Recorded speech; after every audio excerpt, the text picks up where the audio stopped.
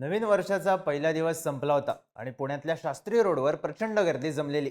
मध्यरात्र उलटून गेलेली. साधारण 1 वाजला होता, पण हा रस्ता गर्दीने भरलेला. गर्दी होती विद्यार्थ्यांची, पुण्यात MPSCची तयारी करणाऱ्या विद्यार्थ्यांची. कुणी इन्कलाब जिंदाबादच्या घोषणा देत होतं, तर कुणी आक्रोश करत होतं. गर्दी एवढी वाढली होती की पोलीस सुद्धा आंदोलनस्थळी दाखल झाले. आचारसंहिता लागू असल्यानं या विद्यार्थ्यांना आंदोलनाची परवानगी नव्हती. त्यामुळे पोलिसांनी आंदोलनस्थळी जात या विद्यार्थ्यांना हटवलं. त्या विद्यार्थ्यांना ताब्यात घेण्यात आल्याचं, त्यांच्यावर गुन्हे दाखल झाल्याचे आरोप सुद्धा करण्यात आले. पण पोलिसांच्या मध्यस्थीमुळे वातावरण निवळलं.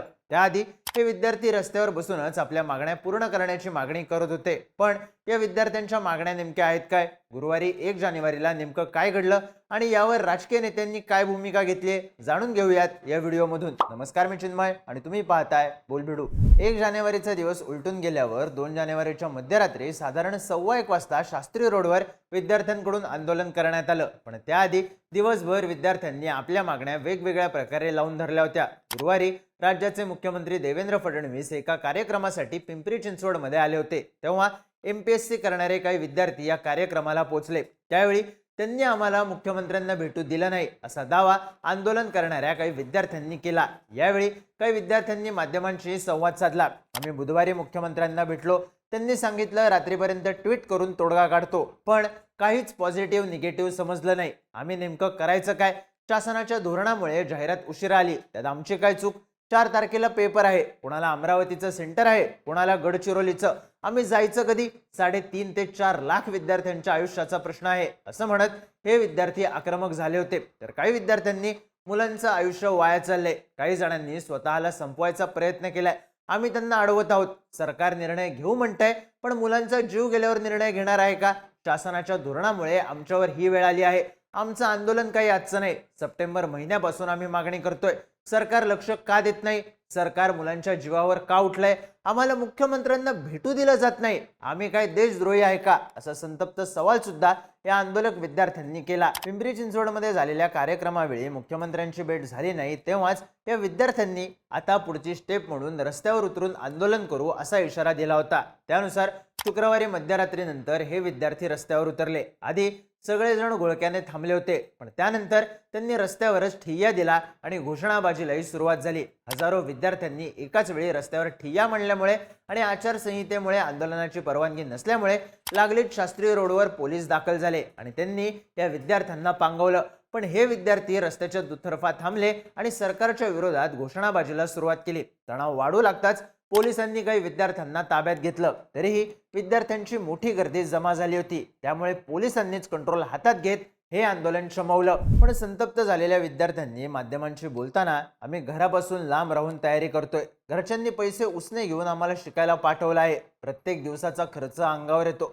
जाहिरात 7 महिने उशिरा येत असेल तर आमचं वर्ष वाया जाणार आहे. जाहिरात जर वेळेत आली असती तर आज कित्येक विद्यार्थी पात्र असते. आता त्यांची तयारीच वाया जाणार आहे. इतर कारणांमुळे परीक्षेला उशीर झाला, निवडणुका आहेत म्हणून परीक्षा पुढे ढकलल्या तर सरकारला चालतं. मग सरकारच्या चुकीमुळे विद्यार्थ्यांचं नुकसान होत असताना आमच्या मागण्या पूर्ण का होत नाहीत असे प्रश्न करत सरकारला आणि आयोगाला धारेवर धरलं. पण आंदोलन करणाऱ्या, मुख्यमंत्र्यांना भेटू दिलं नाही म्हणून आक्रोश करणाऱ्या आणि मध्यरात्र उलटून गेल्यावर रस्त्यावर उतरणाऱ्या विद्यार्थ्यांची नेमकी मागणी काय आहे? तर महाराष्ट्र लोकसेवा आयोगाकडून 4 जानेवारीला महाराष्ट्र गट ब अराजपत्रित सेवा संयुक्त पूर्व परीक्षा 2025 ही परीक्षा घेतली जाणार आहे. विशेषतः PSI पदासाठी होणाऱ्या या परीक्षेसाठीची जाहिरात 7 महिने उशिरा प्रकाशित झाली असं विद्यार्थ्यांचं म्हणणं आहे. प्रशासकीय कारण, शासनाचं धोरण यामुळे ही जाहिरात तब्बल 7 महिने उशिरा प्रसिद्ध झाली. या जाहिरातीमध्ये वयमर्यादा गणना ही 1 नोव्हेंबर 2025 अशी आहे.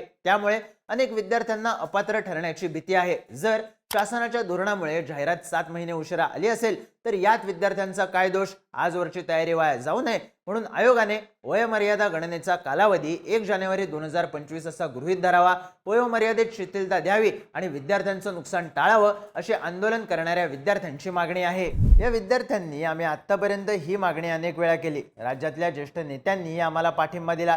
जवळपास 70 ते 80 आमदारांनी ही मागणी मान्य करण्यासंदर्भातलं पत्र पाठवलं, पण आमच्या मागणीचा विचारच झाला नाही असा दावा केला.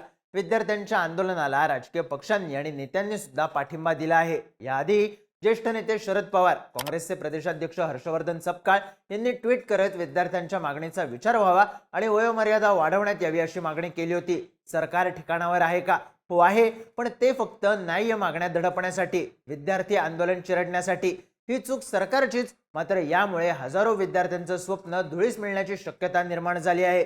ही वयोमर्यादा 1 वर्षाने वाढवण्याची मागणी करण्यासाठी शांततापूर्ण आंदोलन करणाऱ्या विद्यार्थ्यांवर पोलिसांकरवी सरकार दडपशाही करत आहे. नुकतंच पुण्यात आंदोलन करणाऱ्या NSUI पदाधिकारी आणि कार्यकर्त्यांना पोलिसांनी ताब्यात घेतलं. या अटकेचा तीव्र निषेध. अजूनही वेळ गेलेली नाही. मुख्यमंत्र्यांनी तातडीने निर्णय घेऊन विद्यार्थ्यांना न्याय द्यावा, असं ट्विट हर्षवर्धन सपकाळ यांनी केलं. तर आमदार रोहित पवार यांनी विद्यार्थ्यांना 8 ते 10 दिवस अंधारात ठेवण्यात आलं. विद्यार्थी आंदोलन करत असताना त्यांच्यावर केसेस नोंदवण्यात आल्याची माहिती मिळाली.